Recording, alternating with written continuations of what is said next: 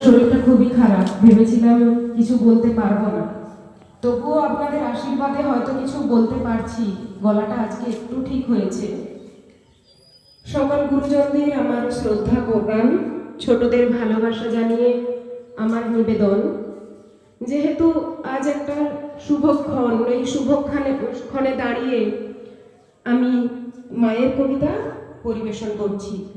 কবি শুভ দাশগুপ্তের কবিতা মা। যখন নাকি শিউলি হয়ে শরৎ তখন ভোরের হাওয়ায় বলে, কান্না রাখিস না, মা তো ছিলই, মা তো আছেই, সবখানেতেই মা। যখন নাকি মা, সহস্র চোখ বিপন্ন মুখ দুহাত তুলে বলে, বাইরে খুঁজিস না, ক্লান্ত জীবন, ব্যর্থ জীবন, পাশেই আছে মা। মা বললেই স্নেহের সকাল, মা বললেই তৃষ্ণার জল, মা বললেই ছায়ার আঁচল, মা বললেই দুঃখ উধাও।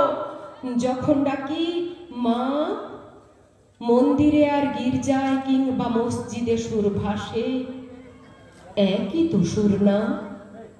মানুষ বড় কষ্টে আছে, মানুষ বড় দুঃখে বাঁচে, মানুষ বড় কষ্টে যাতা বলে, মানুষ বড় চোখের জলে, তার নেই কি সান্ত্বনা?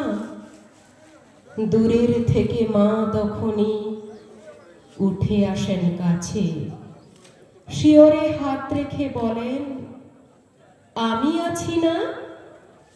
যখন নাকি মা। নমস্কার। আমি ধন্যবাদ এবং কৃতজ্ঞতা জানাই এই আয়োজন, যে ক্লাব কর্তৃপক্ষ এত সুন্দর মুহূর্তে আমাকে আমন্ত্রণ জানিয়েছেন।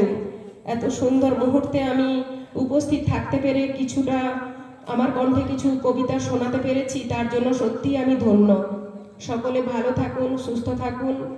ভারত মায়ের বীর সন্তানকে জানাই আমার শতকোটি প্রণাম। তিরঙ্গা পতাকা শুধু একটা পতাকা নয়, আমাদের মায়ের আঁচল। সেই মায়ের আঁচলে সকল সন্তানেরা ভালো থাকুক।